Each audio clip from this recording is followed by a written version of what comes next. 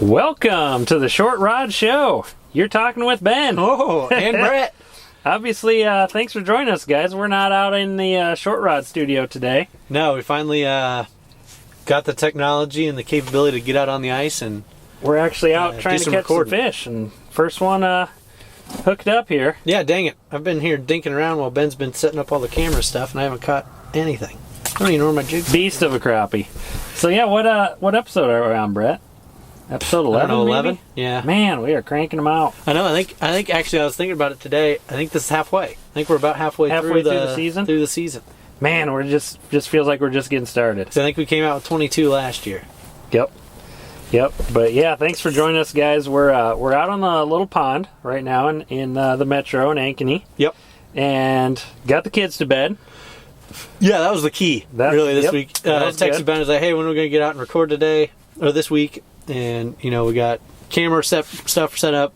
Ben's been busy on Amazon getting the whole setup so we can record both the podcast and audio for YouTube or visual for YouTube. Yeah, so we're still figuring that out, but yeah, I think it looks pretty good from what I can tell. I'm freaking pumped. Better than what we started with. I've been pumped to get out on the ice and do the recording the whole time. I was actually hoping we'd catch a few fish, but it doesn't look like I'm gonna. Well, we definitely have the Panoptic screen just loaded up. It's I know. Super cool seeing that. Yeah. And what is it? 8 o'clock at night? A little after 8? Yep. So, yeah, for all you guys that have never experienced, a night bite or getting out after dark, I mean, there's fish to be had, definitely. Yeah, and that's really what this episode's going to be about. Yeah, that's what we're going to chat about, because we've gotten a lot of questions from you guys on with some beginner ice fishermen wanting to know, hey, how do we catch fish at night? What about, like, glow jigs? And is that even a thing? And some old timers telling a couple of our viewers a couple things that he wasn't sure if they were just pulling his leg or not. So. Yeah, and I gotta say sorry to Alex. About the light, the underwater light. Oh yeah, Alex was I really meant to bring it. Yep. We took your recommendation and trying out the lights, the fish lights or whatever you call them. So yeah, it's an underwater a green light. Yeah. Frickin' forgot it. Dangle that under your hole and see what happens. So we'll do that another time. I mean, geez, the season's still pretty young yet. We'll be out on ponds for a while. Oh, definitely. Oh God, dang it! I gotta paying figure attention. Something out. I gotta figure something out.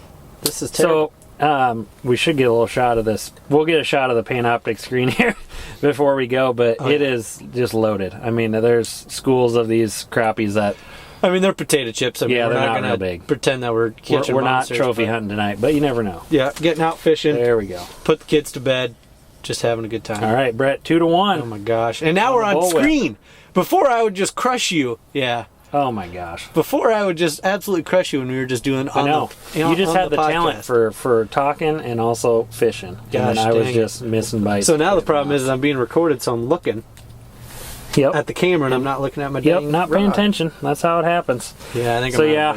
If you guys can see this fish, tiny. They're hogs. Oh, yep. That'll be a good vid. That'll be a good picture. I'm gonna save that off. That's gonna be not a crappie nugget. When I go through this video, I'm gonna screenshot that fish flop into your hand. That's gonna be the beast of the night. That's gonna be the thumbnail for this video. We don't really know, but we're gonna sure try. So so we'll talk a little bit about night bites, getting out on lakes at night, things to look for, tactics. Yep. If you've never done it before, there's definitely some things to look out for, and that'll help make you successful. And then share our experiences about night bites. Yeah. So that's kind of been our bread and butter lately, since we're both dads. We have young kids at home that are going to bed, and after that is our adult time. We can go out and catch some fish. We both got wives that feel like that we need to be home before the kids go to bed. Yep, absolutely. So that'll be cool. And then we'll touch on our trip to we were over on Brushy Creek last Sunday. Yep. We got out and did some fishing, which was pretty cool. Got a couple stories about that. Cool. That'll be a good episode tonight. So that's all coming up next on The Short Rod Show. What do you got? What do you got, Brett? What do you got? A giant crappie. Oh my goodness. Yep. Hey, welcome back, everybody. You're here with The Short Rod Show again, and thanks for following us through the break. We're out on a pond. Ooh, dang it. Catching fish Ben, here. I'm starting to think you're just timing that. Oh, that's a little, smaller not one, really. maybe. It's about, these are freaking cookie cutter crappies. You know, this is a lake you come when you just want some action. Yep. You know, we know it's got a night bite now. And, yeah, having a good time just catching some fish. After dark crappies here. Yep, but earlier this week we got out, tried to find some little bit bigger fish. Yeah, we actually fished some bigger water. When was that? Saturday. Sunday. Sunday we ran up to Brushy. That's right. Yep. And Brushy Creek, you know, we talked about it a little bit on the podcast before, but it's a flooded timber reservoir. Yep. And right now the water level is very low. Way low. So that makes it a little bit different kind of fishery than it was last year. I think we definitely found that the fish are not where they normally are. Yep. We've fished a lot of our similar spots where we've had a lot of luck in the past, and even run around the Panoptics and fishing a few new spots. We just did not find the fish where we would normally find. Yep. In the normal, not exactly normal spots, but the type of spots that I would normally try to target on Brushy, where I'm trying to target. Yep. I don't know, right around that 30-foot range. 30 foot in trees. Yep. Next to the channel. Scouting for active fish. The Panoptics was good for that, though. We just weren't finding the fish in there. And yep. I mean, we caught a few. We each caught a pretty nice crappie and a handful of perch. Lots of perch. Yeah. Yeah, the perch bite, you know, some sorting required, but... I mean, it's definitely there. There's definitely perch to be caught out there, but... Yep. Yeah, it was more just kind of a telling story, kind of... Yeah, so... crapping day out there. Jeez. We were the first ones on the north ramp. I was impressed. That's the first time I've ever done We rolled out of bed about 4? Yeah. And rolled up there, and we're hitting the north ramp at like 5:30. We hit Duncombe Gas and Grocery while Mike still had sleep in his eyes. Yep. Mike helped us out there. That was a real good experience. Yeah. Ben never been there. That's cool. So yeah, you think of a typical bait shop. This is not a typical bait shop. No, this is a gas station with a minnow bucket in it. With a kitchen. In a kitchen. Got a kitchen in there. Some old timers drinking coffee. Yep. You know, swapping stories about Duncombe life. Who knows? Got the old coffee pot in there still. So yeah, picked up some minnows there and ran up to Brushy, hit the north ramp, unloaded the quad, got her fired up. Yep. And it did not like that. No. It was cold that morning. It was about 0 degrees. Yeah, the quad was a little sassy. Yep. But we got her fired up and got her going. Got out on the ice. There's, I don't know, 7-8 inches of ice on that north ramp. Yeah, right off the ramp. Yep. And when we traveled a little further south, we lost a little bit of ice. Yep. Got a little bit thinner as you went south. Yeah. What was interesting was, being the first quad out there. That's usually what I look for. I'll say, okay, are there quads out there? If there are, generally you're going to be okay taking your quad out, especially our quad because it's tiny. Yeah. You know.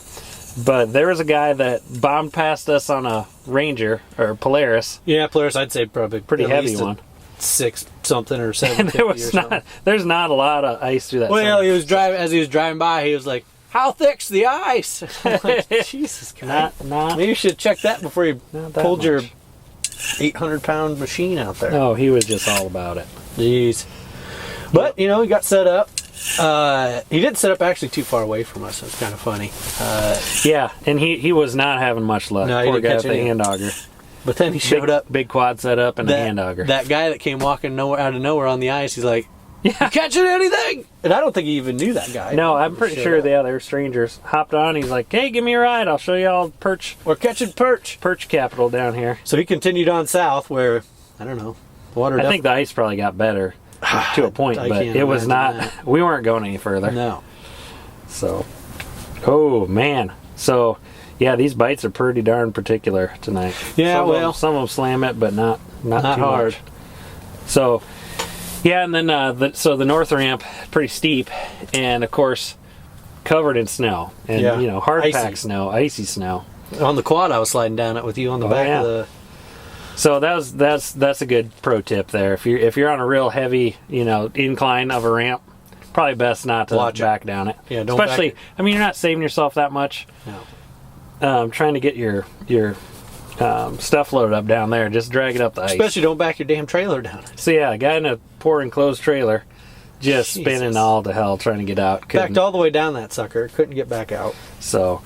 Yep, we just watched. We would help them if we were over there, but we were not. We were a ways away. We were going to make a special trip. We weren't going to add to the chaos by any means. There were a handful of other guys already. Exactly. So yeah, we ended up watching that debacle, hooking 2 trucks together to pull out one.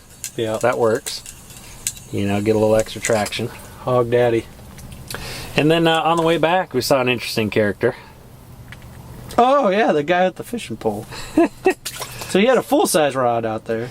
I mean, it was probably, what, 5'6" or... Yeah, it was an ultralight, something or other. Yep. Which, yeah, you got what you got if you don't ice fish very much. But he also had a frog on the end of it. And I was like, dang it, I wonder if that guy knows something that I don't know. If you're the guy that we're talking about, we want to hear from you. Yeah. I'm pretty sure you're a pocket genius. If you're running a slop frog on the ice while you're ice fishing, I want to see what's going on with that. So, yeah, I mean, he might have been... Maybe loaded it up with lead, and... That's the musky juice through the ice. They're keying on for hibernating frogs. I don't know, man. That's pretty cool. I have heard them... What was I listening to? They were talking about frogs, using frogs on Winnipeg for big greenbacks. Oh, yep.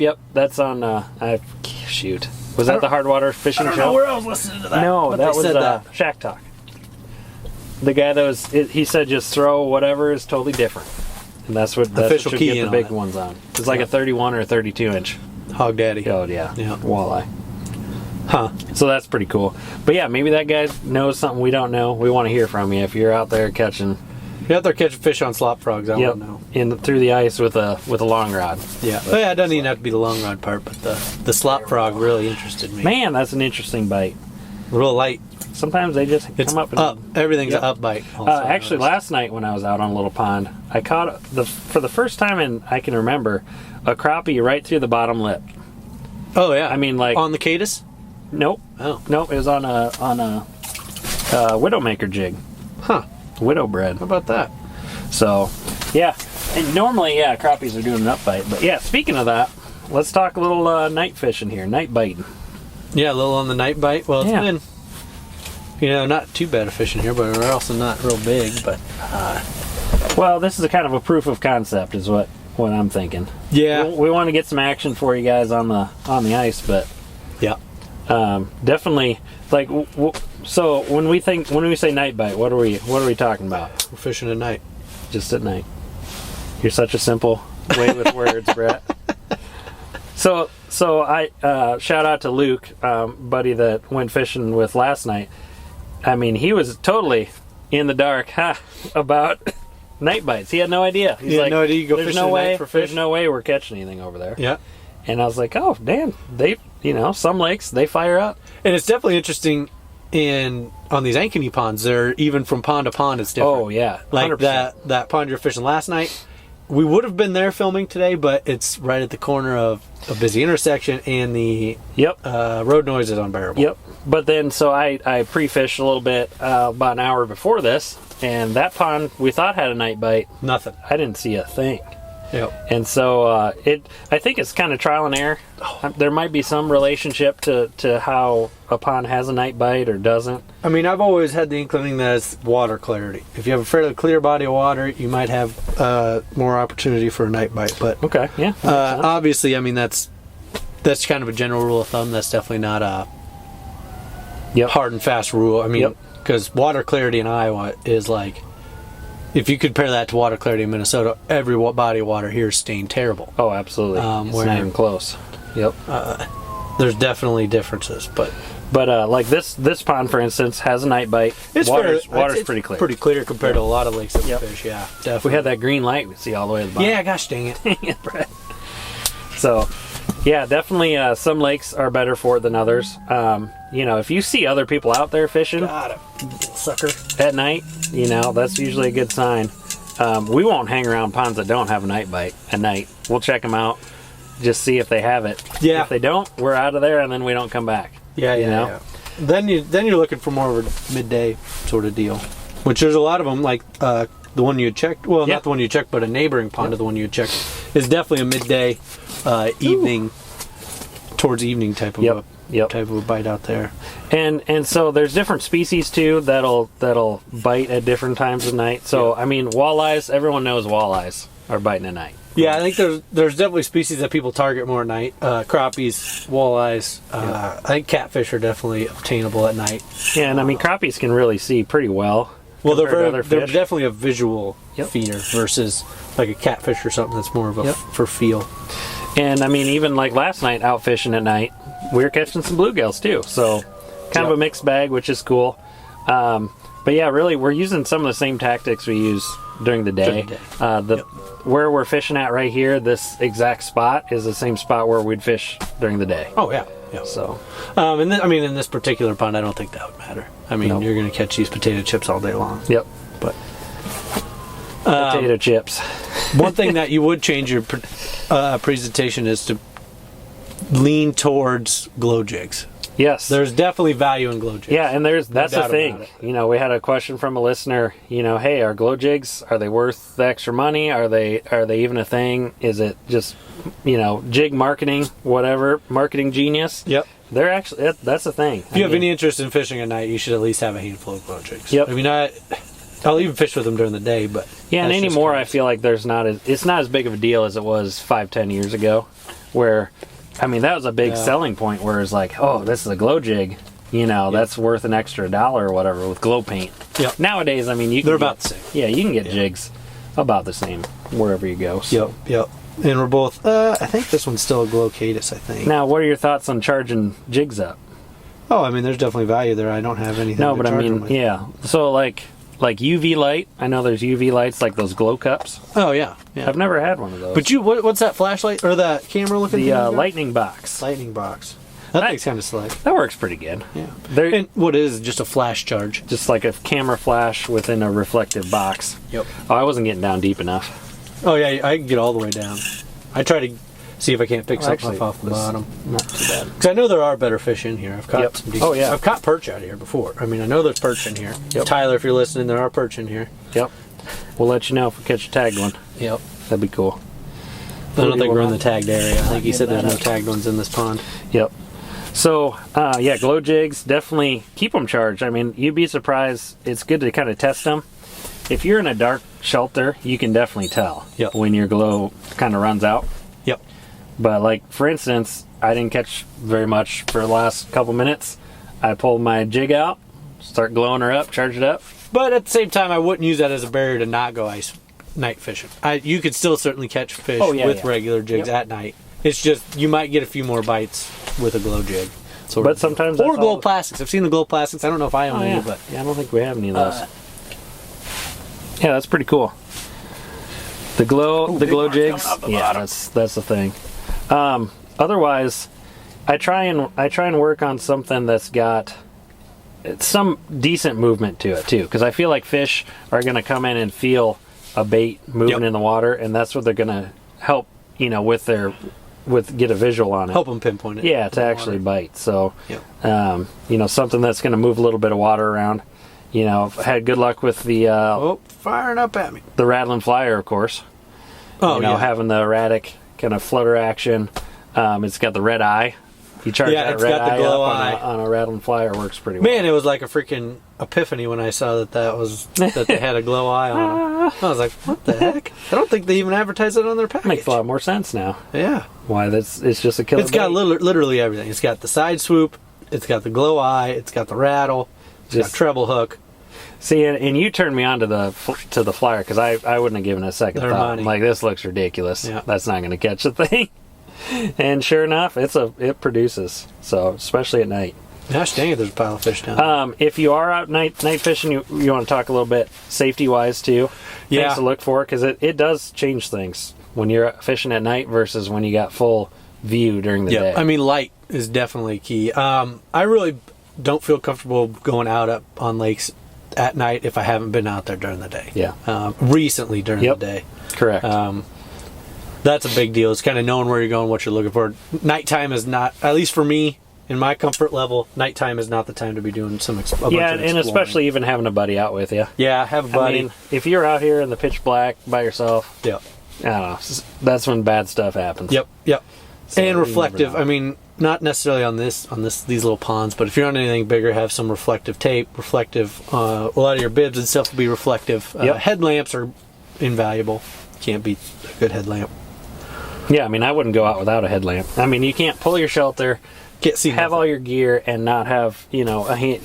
You'd have to have a hand free to do that. Yep. Without a headlamp. So, yeah, get yourself a good headlamp.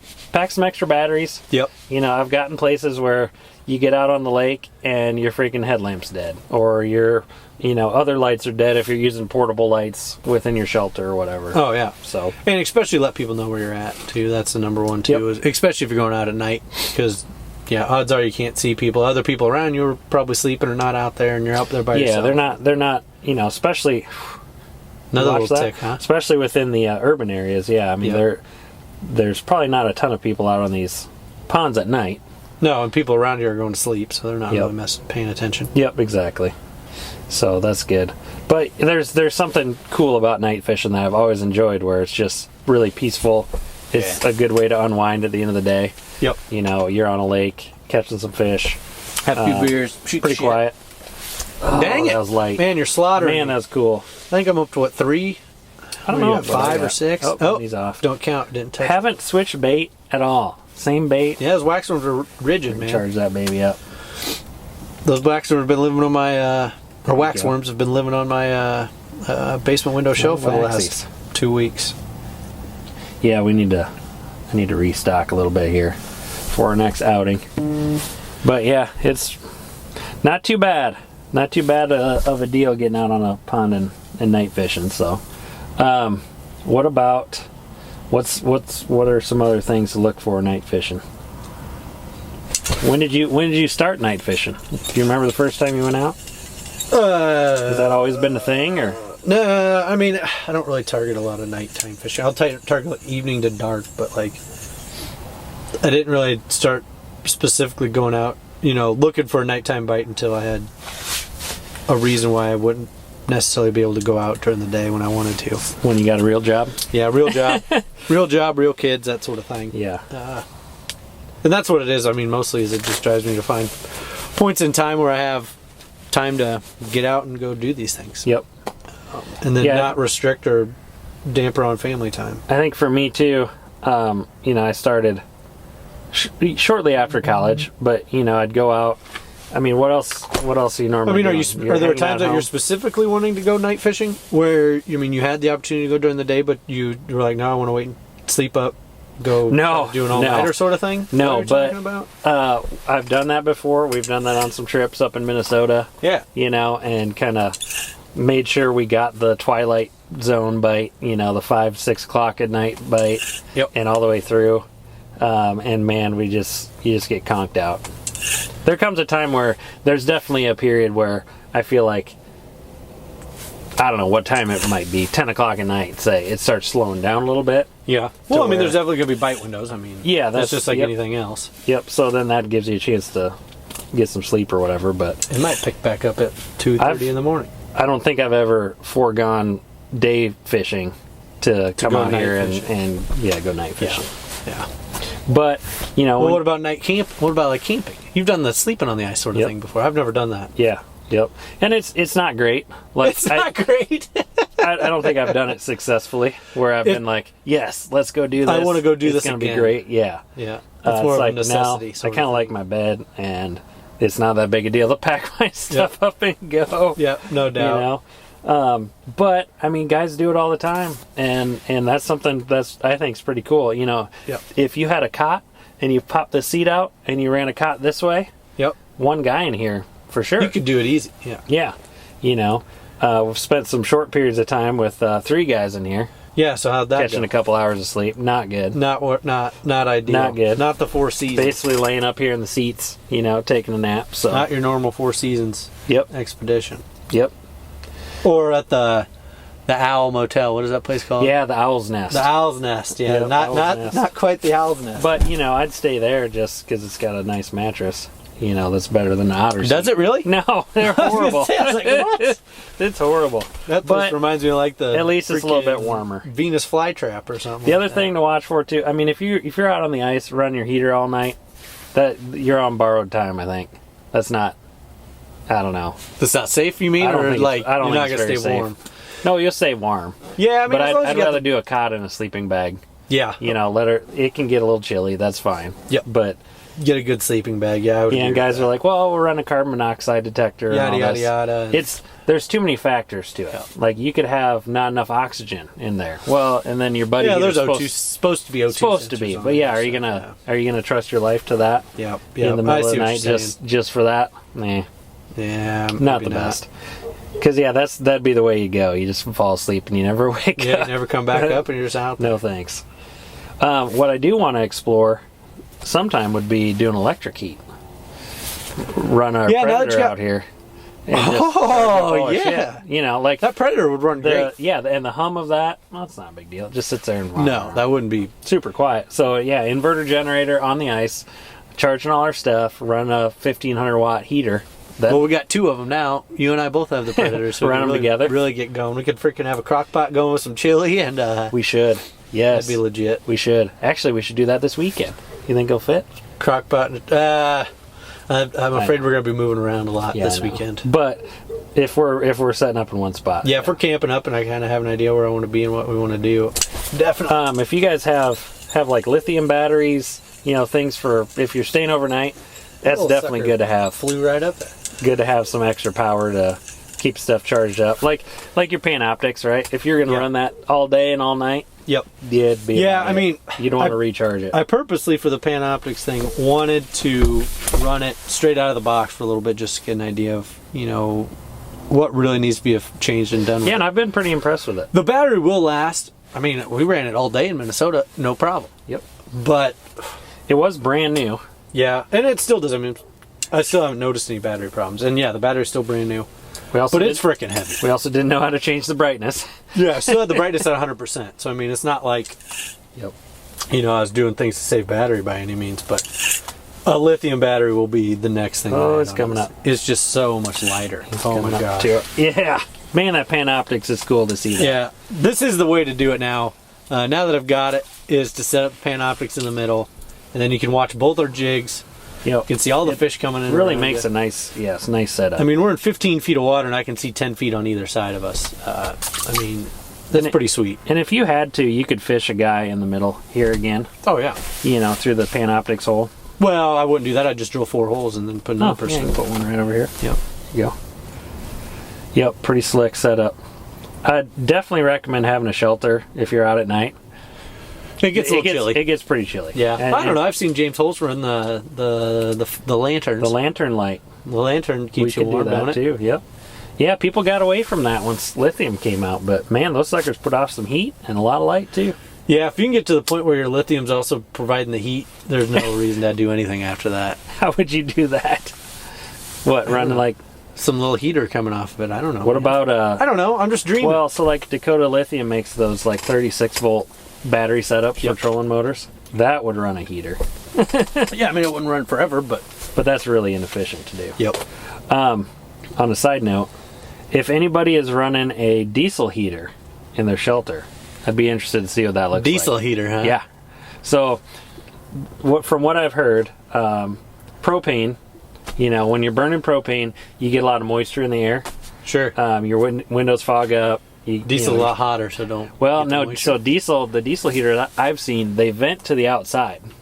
So they're pulling in air from the outside, and they're burning that. You know, mixing that air with fuel and burning that air, and then pushing that in. So it's more like a forced air furnace. Huh. Where you're not getting any kind of moisture in it. You know, I saw a deal. Actually, speaking of different types of fuel, I saw a deal on Facebook the other day. The guy was asking about burning coal in your wood stove heaters on the ice and stuff. And what? Oh my god! Well, because it'd just be so much less material that he'd have to bring out on take him. A couple lumps of coal. But if coal burns so freaking hot, oh my gosh, you just roast everything. This is like looks like it could be a bluegill. If you weren't well versed, I'm gonna try and lip. What do you mean? Here. Could be a bluegill? Look at how tiny that's. Yeah, he's a dinker. If I hold it, you know what would be cool? Way up to the camera, does come out here bigger? And those would make some really. We're gonna do another cooking episode. Yeah. Oh gosh. Are those? These would be. We could whole fry these things, and they'd be like little potato chips. Because I bet their bones are small enough that they'd fry out. Oh yeah. That you could just eat it.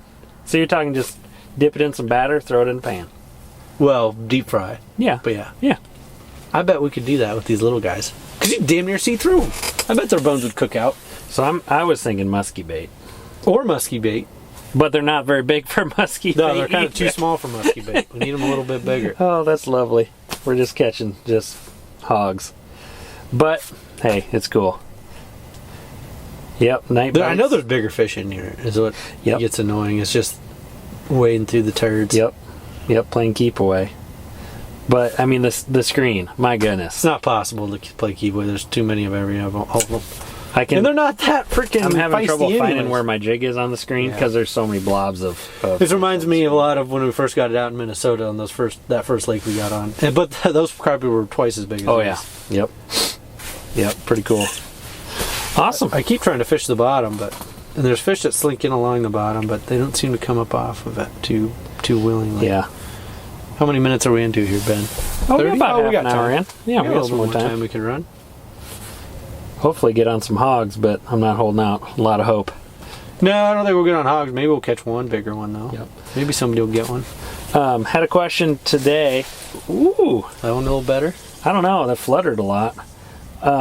He's definitely dogging you a little bit. Had a question today on rod storage. Oh, yeah. We talked about that a little bit last year, but it's probably good to do a little refresher on it. Yep. Well, I can go first with my rod storage if you'd like. Well, it's very high tech, and I want to see how you actually thought of it. Mine? Yeah. Oh, yeah. Here, I'll show it to the camera. Rod storage is all the schoolies in this bucket plus everything else. Yep. That's rod storage for me.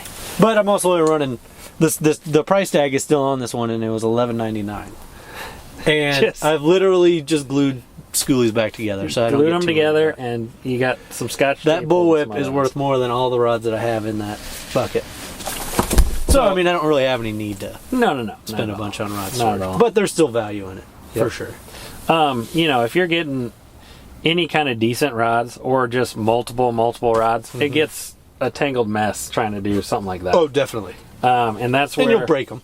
You'll get them caught on stuff. I looked for a while on different rod lockers, storage. Yeah. I was down to that striker transporter, like the backpack. Oh yeah. Push your rods in. It's got tackle storage, all that. And I don't know. I think the price kind of just scared me away. It's like $130 or $150 or something. Yeah. So I ended up going with Shields case. So it's a hard rod case. I don't have it with me tonight because I literally just brought 2 rods. But this hard rod case has a foam, like eggshell kind of material inside. Yep. And I just packed that thing full of rods. Oh, yeah. You do have quite a pile of rods. Like, it says it holds like 6 rods or something. I have probably 10 in there. Well, what's nice is there's enough foam in there that it securely holds those rods. I mean, you're not moving around. Moving around all over, absolutely. But you're not strapping anything down either. Yep. Which I think is nice. That's a big deal to have, so that you just keep your rods nice. These rods, they're expensive. if you break a tip off on it because you slam it in a car door or something, that's a big deal. So, some other cases I've seen are like the soft cases. I had a semi-soft case before. Yeah, I got it. Oh, you gave that to me. St. Croix one. I think you gave that to me. It's got like it's got a hard bottom, but it zips up. Yeah, you gave that to me when you gave me a couple of schoolies. Well, that was good, but it doesn't fit very much. No. And it's only got one strap, so it's like, to carry it with you somewhere. I just keep extra rods not and as much stuff that I don't use. Yep. Another question we had: tungsten versus lead. Yep. And we kind of touched on it a little bit. Is it worth getting tungsten? Go listen to the Just Jigging episode. That's where we break it down. Yep. Really more in depth. Because there's a lot to it. And we use both. Just like anything in life, don't go full on one way or the other. Just kind of have a nice happy medium mix of lead and tungsten. Boy, people told us we were wrong on that, on live bait versus plastics. You'll be good to go. Oh yeah, there's so many people that just run all plastics. I haven't run a live bait. They said. Or there's other people. I wouldn't mess with that junk. Those plastics are junk. Yeah, never catch anything on them. So there is a happy medium there, which is good. It's good to have options of both. Yep. Like right now, we're both running lead, right? Your case is lead, right? Yep. But previous to this, when I was trying, I had tungsten on, and they didn't want to bite it. Yep. Now, what's interesting to me on this bite here is we have a ton of light up here.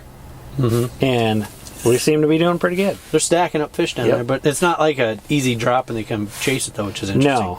No. For the amount of fish down there, I would have thought that would be the case.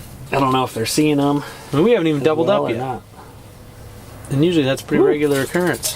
They are lively. I think they're really hungry. No, I'm Judging sure. by how thin they are. Yeah, I imagine. So that was one interesting thing that Tyler mentioned during our when we had him on for the podcast was so these lakes will get overrun with these little dinker or crappies, and that's what's happening with this pond right now. But what'll happen is eventually they'll either starve each other out or there's a disease or something that comes through, and since they're all the same size, one year they'll just, after an ice out, they'll just be all dead. And they'll just restart. So that was kind of interesting. Kind of nature hitting the reset button on its own pond. So it's not that, it's just going to be junk from now until forever. It'll hit reset here eventually. Man, that fires them up, though. After you catch one? Well, that first drop and the cadence running down, man. They like it going down.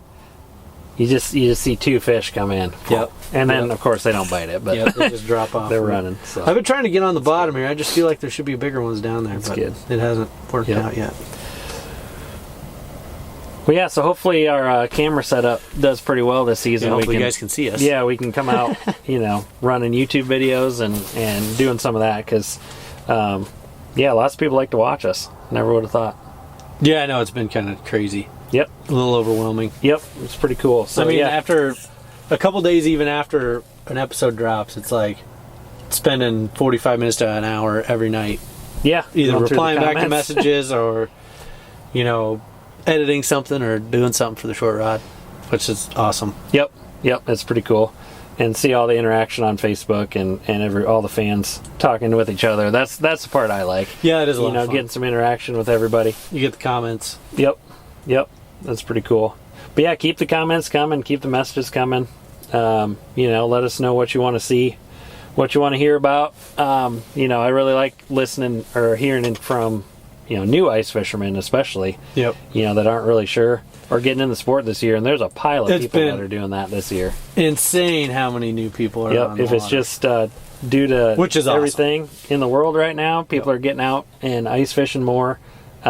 It's awesome. It's great for our sport. Yep. We're those kind of guys that we just want to have people go out and catch fish, and it's really cool to hear people that we've showed different ideas to implement those ideas and have them take off and be successful, have fun out of it. Yeah, Alex's video that you posted up, because he's kind of a newer ice fisherman too. That was pretty sweet with his Milwaukee pack-out system that he runs in his sled. Yep. And I mean, he took a lot of different ideas and made it his own. And he saw some of this setup here, and took elements of that, and also just tweaked it to make it how he wants to fish. Yeah, everybody's situation and everyone's preference. Your setup works great for you. Yep. And it's totally different from mine. Yep. But at the end of the day, mine's a little more chaos. We could both fish out of it, no problem. Oh, yeah, catch the same amount of fish and have the same amount of fun.